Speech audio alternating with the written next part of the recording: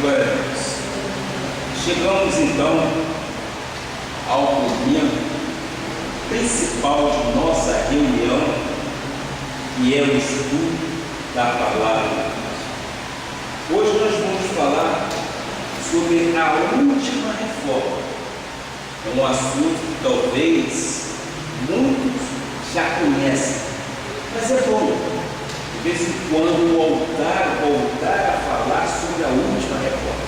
É o nosso papel reformista aqui nesta terra.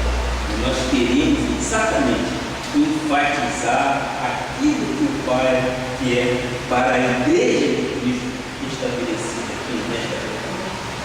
O texto básico encontra-se em João 8:32. Antes, porém, enquanto a igreja abre a sua Bíblia, eu quero mais uma vez agradecer a Deus pelas ovelhas que são dele, mas que eu sou um pastor e quero pastorear essas. Eu quero agradecer sim, porque cremos que haverá crescimento espiritual, porque aqui vocês estão para crescer na graça e no conhecimento de nosso Senhor Jesus. E o mais importante é viver por fé. Sem fé, nós estaríamos perdendo tempo, mas quando há fé, pode remover montanhas de nossa vida. Quero também agradecer os internautas que nos assistem através do nosso site. Quero dizer-lhes que vocês são muito bem-vindos à Igreja Evangélica Cristo Vivo. Nós temos uma preocupação em pregar a genuína graça de Deus. Essa graça libertadora, essa graça que restaura a vida. E a palavra diz que nós somos vencedores em todas as coisas. E eu creio que você também, que me assiste, você é um vencedor em Cristo Jesus. Cremos também que a água forjada contra ti não pode prevalecer. Assim diz a palavra e nós cremos. Então, seja você muito bem-vindo entre nós. Estamos aqui exatamente no Jardim Atlântico, em Florianópolis, na Avenida Atlântica 215, loja 05. Caso o amado irmão mora exatamente na Grande Florianópolis, venha estar conosco. Será um prazer muito grande receber o amado irmão em nome de Jesus. Então, neste momento, nós queremos ouvir a voz de Deus. Vamos ao texto bíblico, então, de João 8:32. E conhecereis a verdade, e a verdade vos libertará. Entendemos então que tem pessoas que desconhecem a verdade bíblica, porque a partir do momento que você conhece a verdade da palavra, você se liberta de todas as amarras que antes podiam, porque ela te dá uma liberdade. Conhecereis a verdade, e a verdade vos libertará. Que esta palavra abençoe os vossos corações. Oremos ao Pai. Pai amado e Pai bendito, chegamos, meu Pai, ao momento principal de nossa reunião. E queremos neste momento abrir os nossos corações para ouvir de Deus e receber os ensinamentos diretamente de teu trono. Neste momento, eu coloco minha mente e meus pensamentos cativos à tua obediência.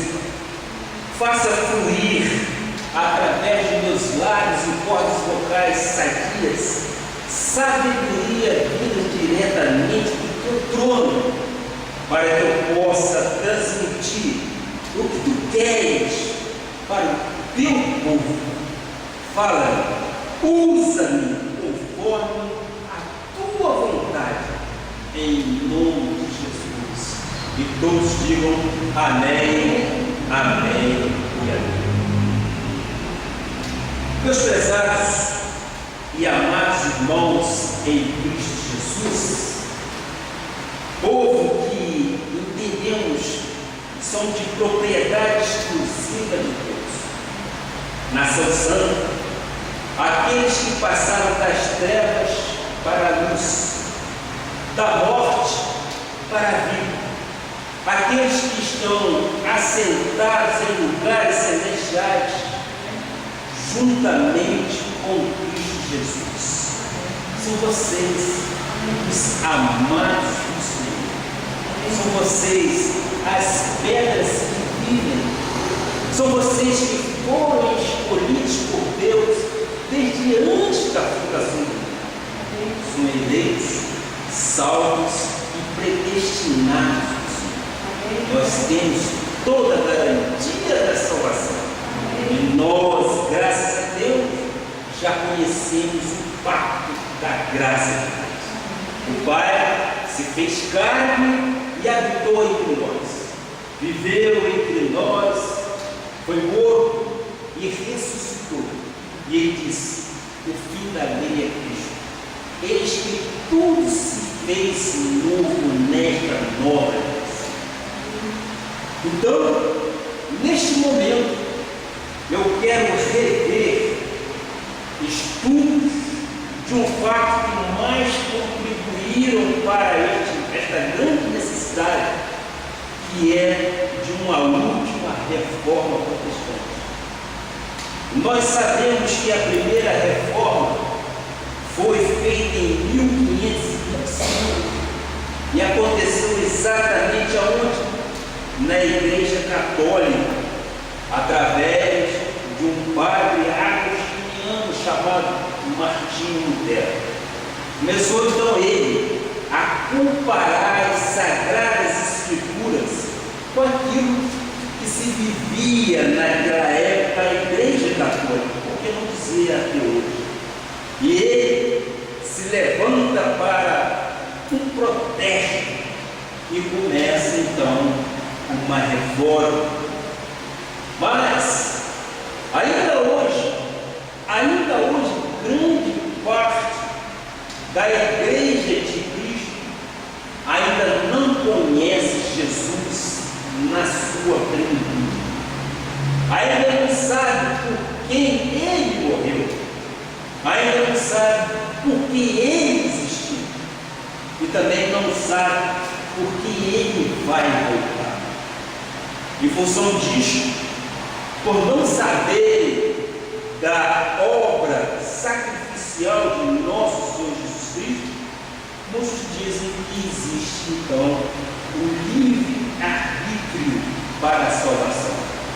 Eu aceito ou não aceito o nosso Senhor Jesus Cristo. É eu quem decide aquilo que eu quero. E muita gente que pensa assim. É a lógica humana. A lógica humana acredita que Deus é amor. E o nosso Deus teria que morrer por todos e não somente por alguns.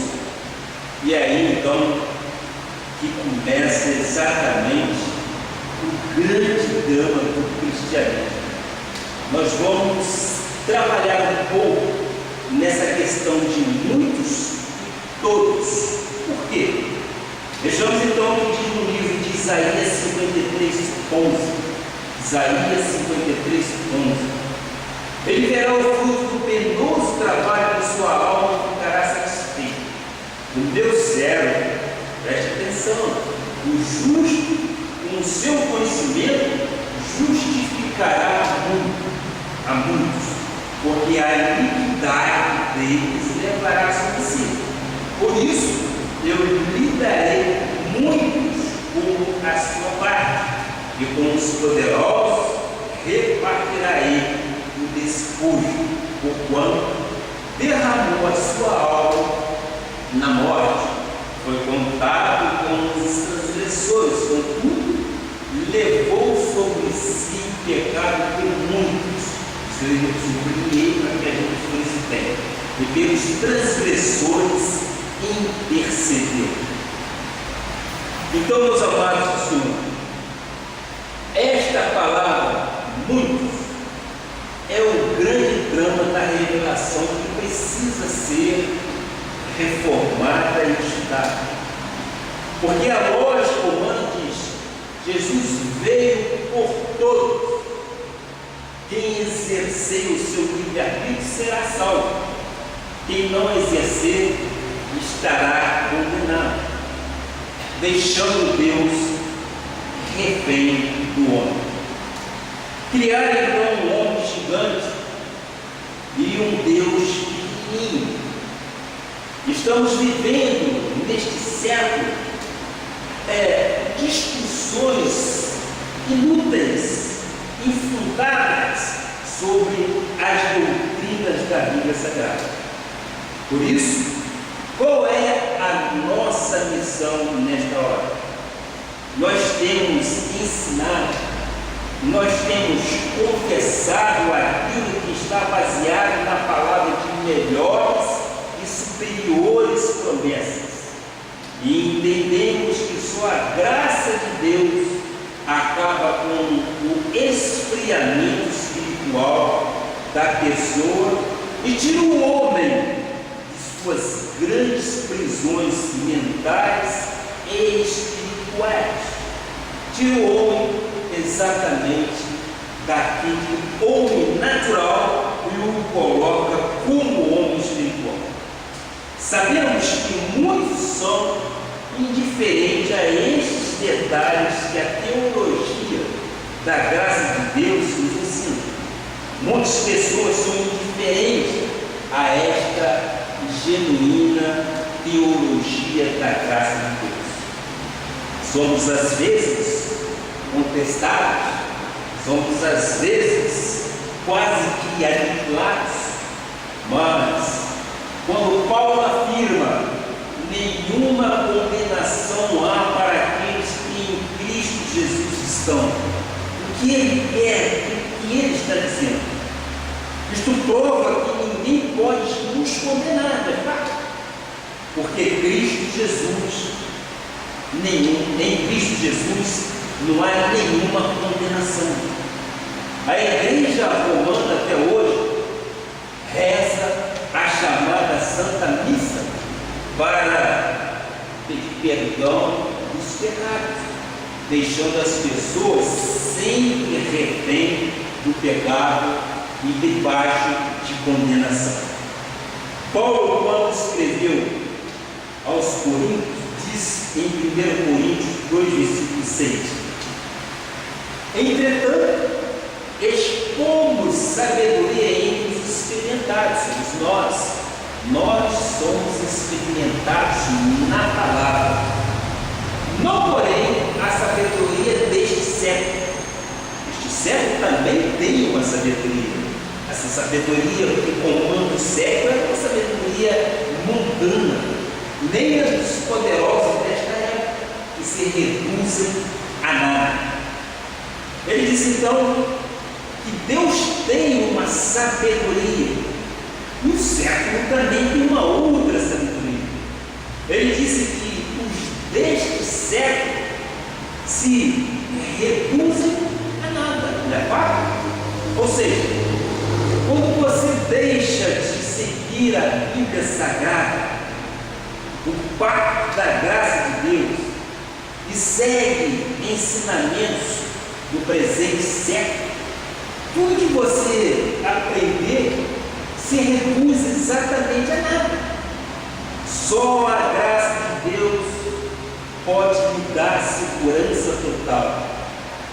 Ela é âncora para a igreja, ela é âncora para o culto que se prega, ela é âncora para a vida espiritual e também para uma vida ética do povo de Deus. Estamos, evidentemente, vivendo um dos piores séculos desde Jesus Cristo. Por quê? porque em função da fraqueza e do conhecimento, conforme diz, o meu povo está sendo destruído, porque lhe falta o conhecimento. Eu tenho visto ao longo da minha jornada eclesiástica, que já se vão 30 anos, pessoas nas igrejas de uma forma amedrontadas, pessoas fracas, pessoas com confissão confusa e errônea, pessoas decaídas ou desviadas. Muitos cristãos têm até a sensação de mal-estar. Parece que na sua vida tudo vai mal. Parece que há um desespero, uma inquietação profunda em seu coração. A culpa e a condenação estão patentes na vida de muita gente. Há um vazio, há uma falta de sentimento, há um verdadeiro esfriamento na vida dos cristãos. A nossa luta tem sido pregar um Deus misericordioso, um Deus soberano, um Deus que tem o controle absoluto de qualquer situação, e é nele que nós esperamos exatamente que nossas necessidades sejam completadas. Este é o Deus da graça de Deus, não é um Deus que condena. Tem sido então a nossa luta. A nossa mensagem aos santos, a nossa mensagem é para que tenhamos vida e vida em abundância. A Bíblia é o livro dos livros, e na graça de Deus ela nos dá exatamente o embasamento de que nós somos felizes. Ela nos dá o embasamento de que nós somos e estamos perfeitos em Cristo Jesus. Nós não podemos exatamente pensar conforme aqueles que pensavam na lei, fazendo e praticando jejuns, vigílias e sacrifícios, porque nós entendemos à luz da Bíblia que isto tudo é agressivo e a vida religiosa passa a ser tão pequena quanto nos dias de antigamente. As pessoas estão preocupadas com as coisas que não provêm, e nós, quando pregamos, e nós, quando estamos falando sobre a graça de Deus, nós começamos a descansar nas promessas. Então, ela restaura realmente, ela vivifica, ela transfere a pessoa daquela preocupação para uma vida de vitória. Alguns, inclusive, acham que é soberba dos crentes em graça, mas não. Eu lhes afirmo com veemência e com apoio bíblico de que isto é uma vitória nossa. Conhecereis a verdade, e a verdade vos libertará de todas as preocupações, pecados, fobias, qualquer situação. É só você lançar sobre ele as suas preocupações. Aí eu te pergunto, não é bom vivermos assim?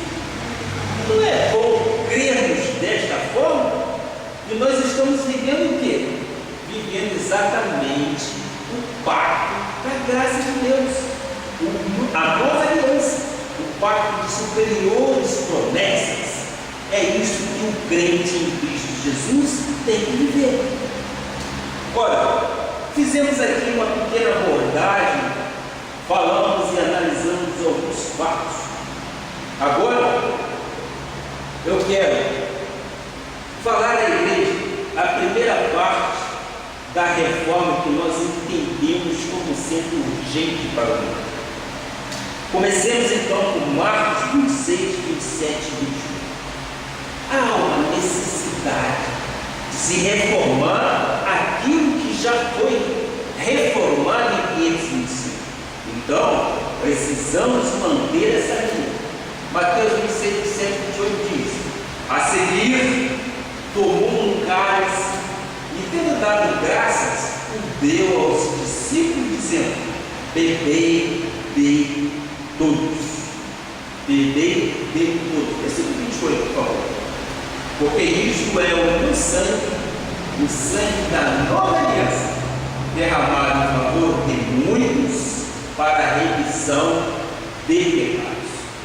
Nós vamos estudar um pouquinho que muitos são esses que tanto a Bíblia diz. Nós entendemos que a remissão, ou seja, perdão de pecados, não é para todos.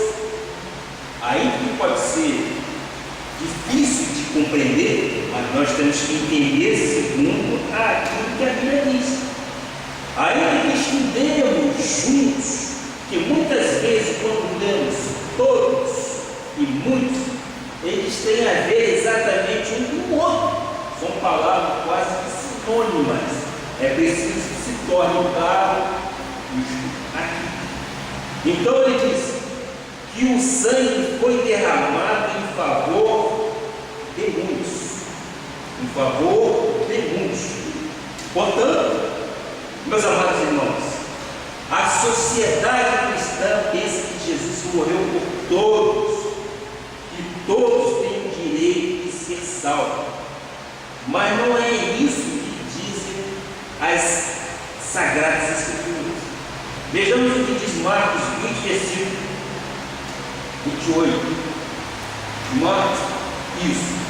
Tal como o Filho do Homem, que não veio para ser servido, mas para servir e dar a sua vida em resgate por mundo. Então, podemos ver com clareza neste versículo também, como Deus deixa claro que Ele veio para os seus. Ele diz, e Ele chama aqui de muitos. Quais são esses muitos?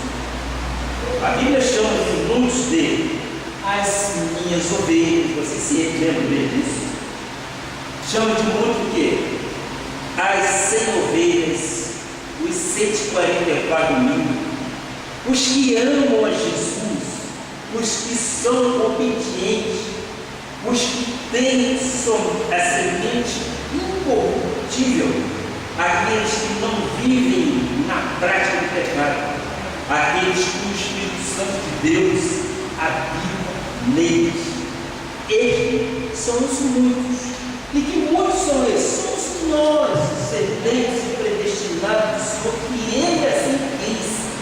E Ele assim o fez desde antes da fundação do mundo. Então, quando a palavra diz, deu a sua vida em resgate por muitos, Ele não está dizendo por todos, Ele está dizendo por muitos. Muitos são filhos da salvação. Vocês concordam? Todos não são filhos da salvação. E isso me deixa a mim, e talvez a você, numa situação privilegiada, porque a salvação não depende de mim.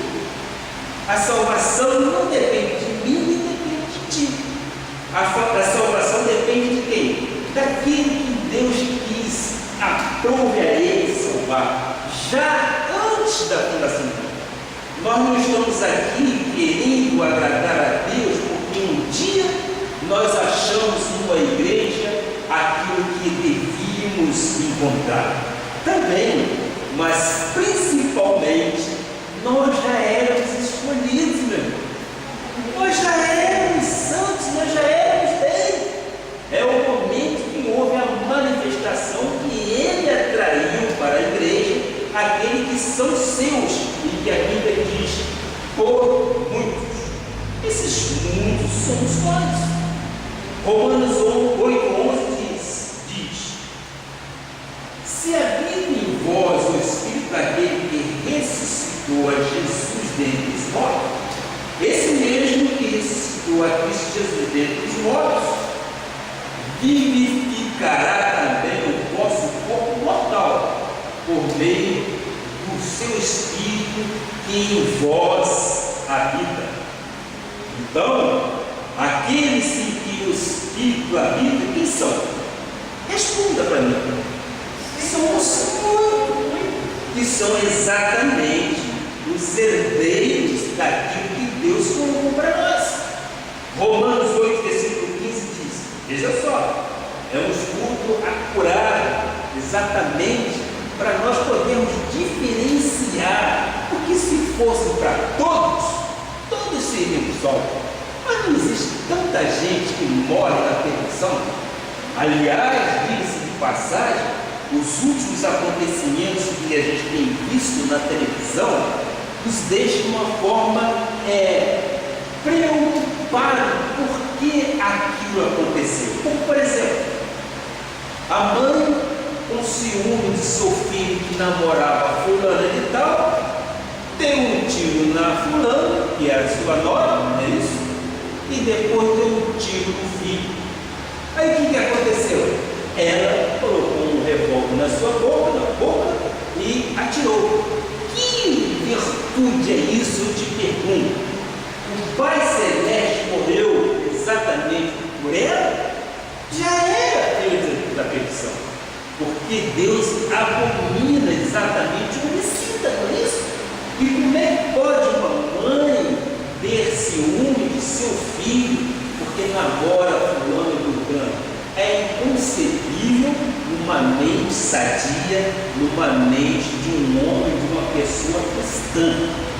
Mas, por isso que eu digo, graças a Deus, que Deus nos colocou em regiões celestiais. Nós temos os olhos iluminados e a salvação não depende de ninguém. A salvação é Deus quem faz, Ele que faz o que Ele pode realizar. Então, esta pessoa que assim agiu já está ardendo um lado do fogo, não é verdade? É o que diz a Bíblia. Então, voltando aqui para o nosso texto bíblico, Romanos 5, versículo 15, vejamos, todavia não é assim um dom gratuito como uma ofensa, porque se pela ofensa de um, quem é esse um? Quem é esse um?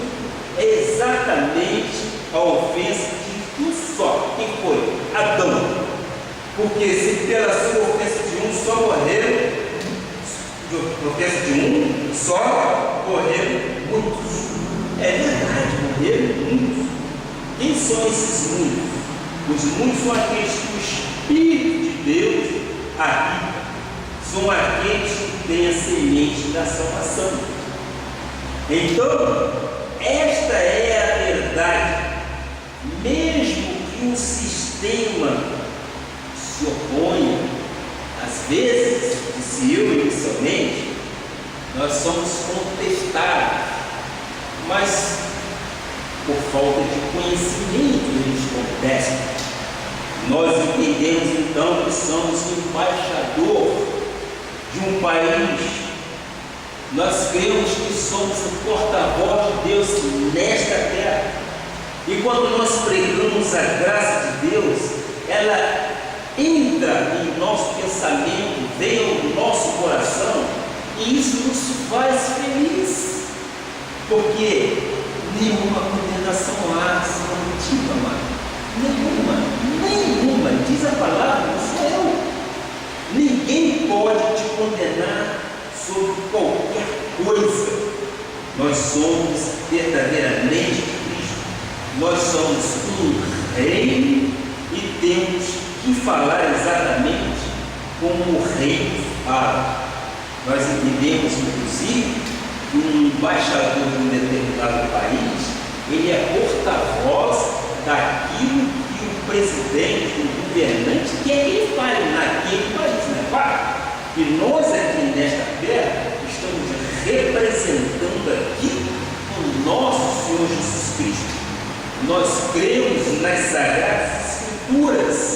Nós não abandonamos o velho pacto de hipótese alguma, mas nós cremos que o velho pacto são sombras de bens vindouros e que no novo pacto,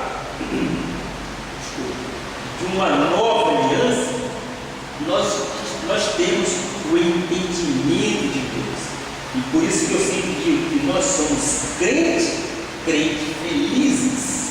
Nós somos crentes felizes. Nós não andamos andando. Por quê? Porque nós não carregamos sobre o nosso ombros nenhuma daquelas obrigações que antes se faziam. Hoje nós vivemos por graça, nós vivemos por fé. E 2 Coríntios 6,20 diz: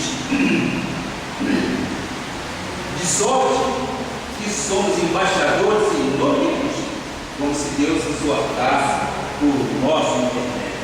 Então, nós somos embaixadores do reino de Deus ou não somos? Somos. E o que nós falamos? Nós falamos exatamente o pacto da graça de Deus. Agora, Judas diz também: só a semente do pecado não é salva. Os outros são as sementes dos muitos que não são salvos. Judas 1, 12 e 13. Vejamos o que diz a palavra. Estes homens são como rochas submersas em vossas festas de fraternidade, habiteiam-se juntos sem qualquer pecado. Pastores que a si mesmos se apacentam, nuvens em água impelidas pelo vento, árvores em plena estação dos frutos, destes desprovidas duplamente, mortas, desarraigadas, ondas bravias do mar, que espumam a sua própria sujidade, estrelas errantes, para as quais tem sido guardada a negridão das trevas para sempre. Então, existem pessoas que são sementes da perdição, que estão guardadas em trevas negras para sempre. E essa escolha não é minha, não é? Nós vimos no exemplo que citamos, uma pessoa quando toma uma atitude dessa, não é pessoa que é salva. Essa pessoa já está condenada. Quando ela nasceu em pecado, nasceu exatamente para o pecado. Porque nós não podemos conceder, não a nossa forma natural, uma atitude dessa. E Deus abomina o homicida, não é fato? Deus abomina o homicida. Se ele abomina o homicida, ela não é filha da salvação. No versículo 19, diz o seguinte: são estes que provocam divisões sexuais que não têm espírito. E os muitos evidentemente pelos quais Jesus morreu, quais são? Versículo 24: ora, aquele que é poderoso para nos guardar em pureza e para nos apresentar com exultação, imaculado diante da sua glória. Quem é então que vai se apresentar imaculado e livre de tropeço? São exatamente os muitos pelos quais Jesus morreu. Vocês concordam comigo? São os muitos pelos quais Jesus morreu. E estes muitos somos nós, predestinados do Senhor desde antes da criação.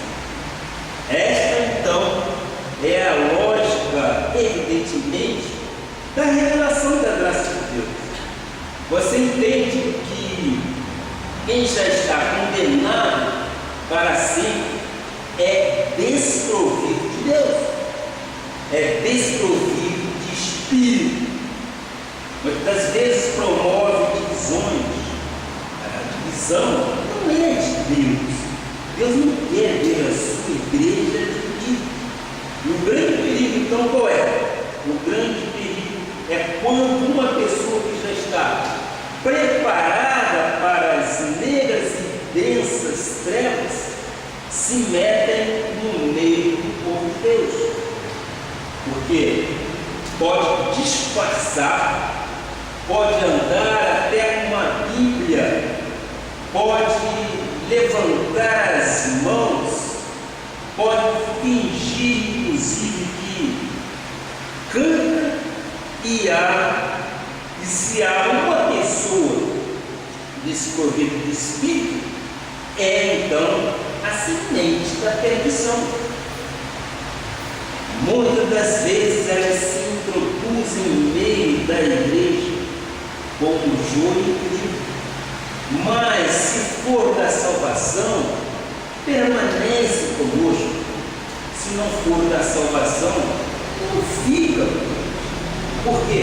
Porque tem as duas sementes e há os dois caminhos para que sejam seguidos. Às vezes, quando Deus está tratando de muitos, Ele também chama de todos. Vamos ver isso quando acontece em Romanos 5, 17 e 19. Se pela ofensa de um e por meio de um só reinou a morte, muito mais os que recebem a abundância da graça e o dom da justiça reinarão em vida por meio de um só, a saber, Jesus Cristo. Pois assim como por uma só ofensa veio o juízo sobre todos os homens para a condenação, assim também, por um só ato de justiça, veio a graça sobre todos os homens para a justificação que dá a vida para. É isso o que acontece exatamente na vida do povo. Nós somos nação santa, nós somos escolhidos de Deus desde antes da fundação do mundo. E a graça de Deus então veio para todos que são justificados pelo Senhor. E quem são os justificados? Quando a palavra fala muitos e todos, somos muitos pelos quais Jesus morreu lá na cruz do Calvário. É simples isso. Basta que nós tenhamos o nosso coração aberto para o conhecimento da graça de Deus. Nós não podemos contestar aquilo que a Bíblia diz. Versículo 19: porque como pela desobediência de um só homem muitos se tornaram pecadores, assim também por meio da obediência de um só, no caso de Jesus, muitos se tornarão justos. Então, mais uma vez eu pergunto: quem são estes muitos? A igreja que somos nós, um só povo, bem ajustado. A Bíblia chama de quê? As 100 ovelhas, os 144 mil, os salvos, aqueles que têm um nome inscrito no livro da Bíblia, os que têm já o selo da salvação na sua fronte. Estas são as ovelhas de Jesus Cristo. Nós já fomos separados. Nós estamos aqui simplesmente cumprindo aquilo que o Pai quer. Olha, meus amados irmãos em Cristo Jesus, veja só a minha vida totalmente realizada lá no Rio de Janeiro, vida totalmente confortável, mas aprove Deus que eu viesse para cá. E a questão de família, botar a minha família, foi um motivo. Mas Deus sabe como agir na vida de cada um. Ele tem os meios, Ele tem as formas de como agir, de como deve agir na vida de cada um. E aqui estamos para quê? Para trazer conhecimento àqueles que são obedientes à palavra do Senhor. E que palavra é essa? É a palavra da verdade, é a palavra da revelação da graça de Deus. Esta palavra é linda, esta palavra deveria ser vivida por todos os crentes. Quando nós encontramos alguns pastores da lei, eles proíbem de que use o altar para falar exatamente da doutrina. E hoje mesmo minha esposa perguntou: mas por que isso? E eu respondi: porque se eles abrirem a Bíblia, eles vão contradizer aquilo que eles pregam. Eles não terão para si aquilo que eles querem como domínio, através do quê? Através dos pecados. Já nos fora totalmente resgatados na cruz do Calvário. Ora, é muito simples para mim, como pastor da graça de Deus. Agora, para outros pastores da lei, que não querem romper um compromisso que tem para com o homem, que nós sabemos que a igreja da lei vive o quê? Vive uma convenção, e esta convenção tem que ser respeitada. Lógico que se assim assumiu, tem que ser respeitado. Mas muitos, nós já vimos também, que rasgaram essa convenção e se colocaram exatamente na dispensação da palavra de Deus, que é a graça. Esta graça ela renova, esta graça restaura as vidas. Então, nós podemos concluir que muitos e todos a que o Pai morreu, somos nós os predestinados, e glória a Deus por isso. Não depende de quem quer, depende da misericórdia dele para conosco. Atos 18, versículo 9 e 10, Deus deixa isso bem claro. Teve Paulo durante a noite uma visão em que o Senhor lhe disse: não temas, pelo contrário, fala e não te cales, porquanto eu estou contigo.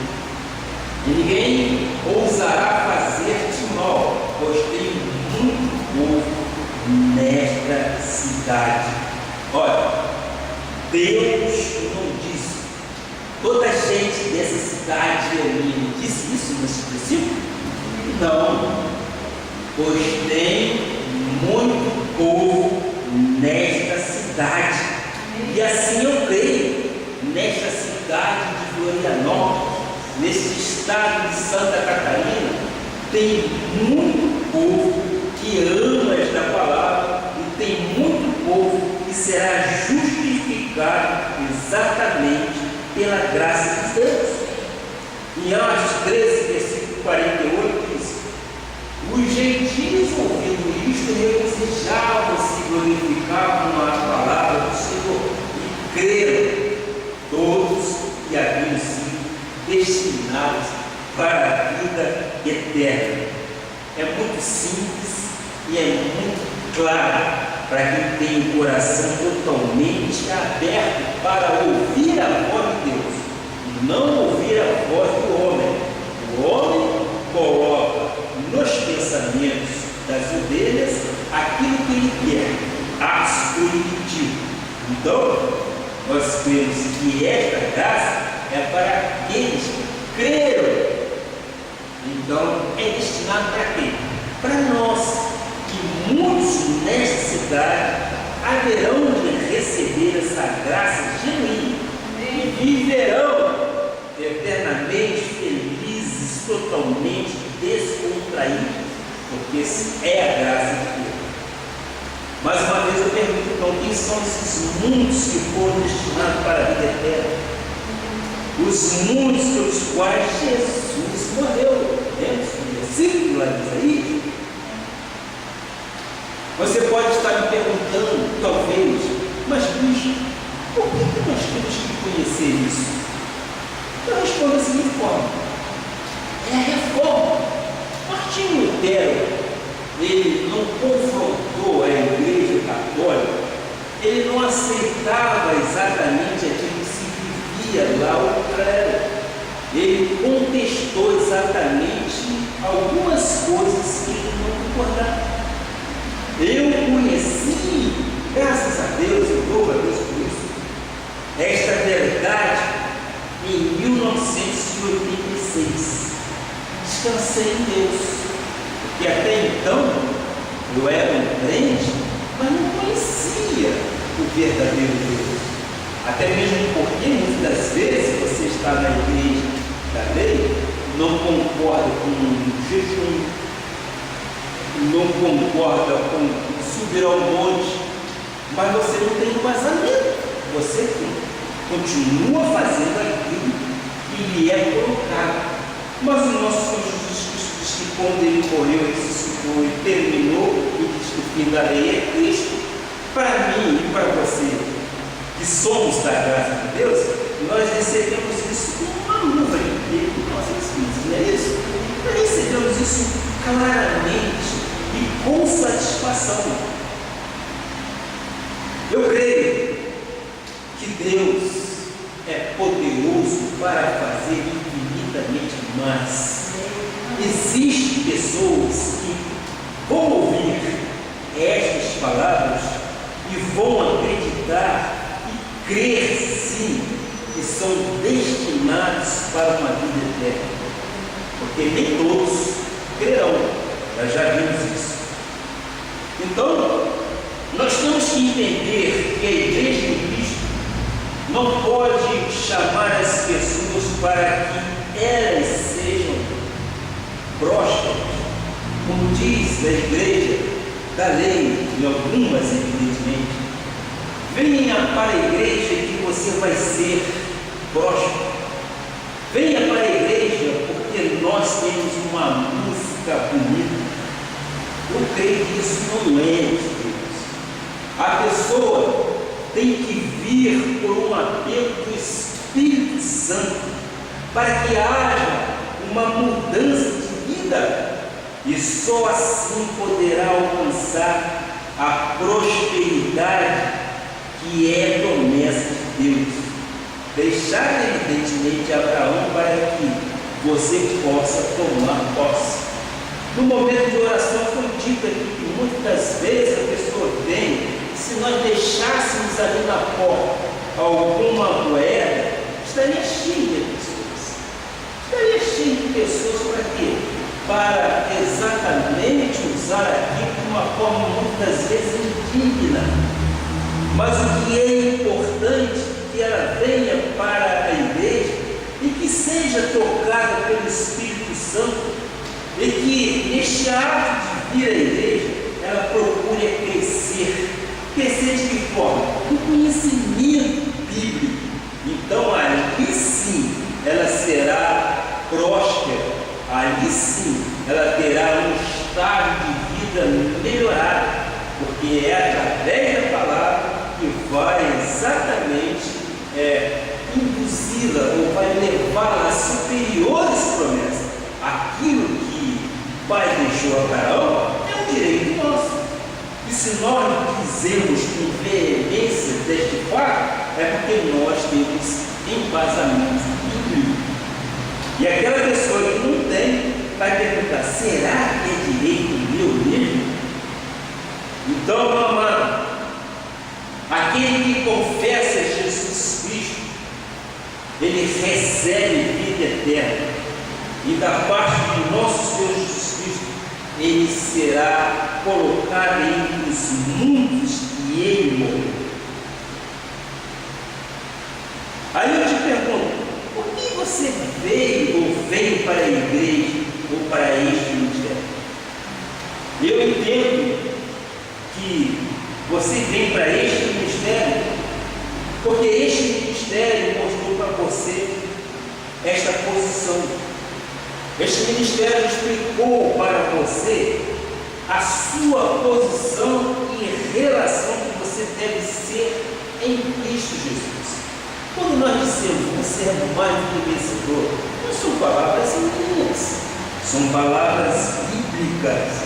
Então você tem conhecimento. E quando você coloca isso no teu íntimo, na tua cabeça, no teu coração, você coloca para fora também que você é o vencedor. Ainda que você esteja passando dificuldade, ora, eu creio que o poder de Deus pode fazer infinitamente mais, porque você está declarando que verdade bíblica em tua vida.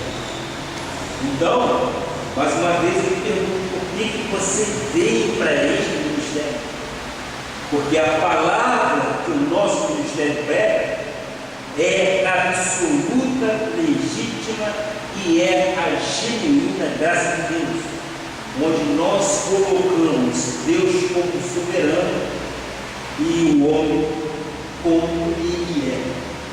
Nós entendemos que a nossa suficiência vem do Pai, É Ele, Todo-Poderoso. E nós nos submetemos exatamente o quê? Exatamente a sua soberania.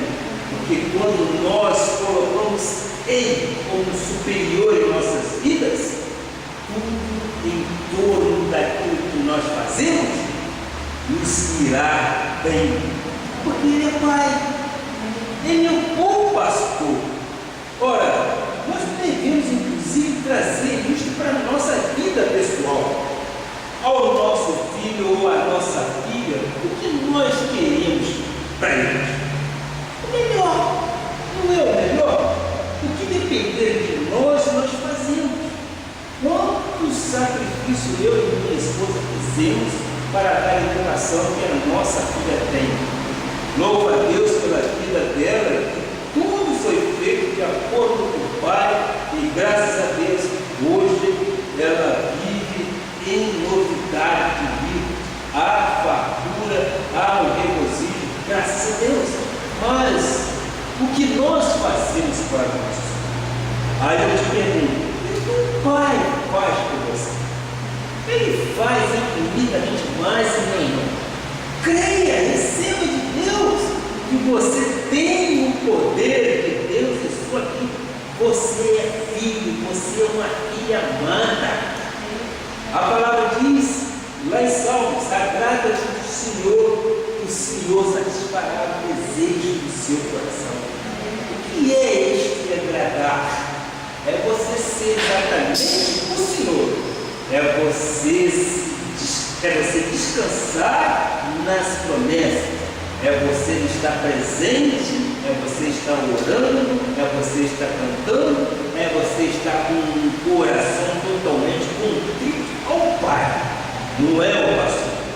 Eu não tenho o direito de me intrometer na sua vida. A sua relação é pessoal com Deus. É Deus contigo e você com Deus. Então, como diz a palavra, que se nós agradarmos, Ele satisfará o desejo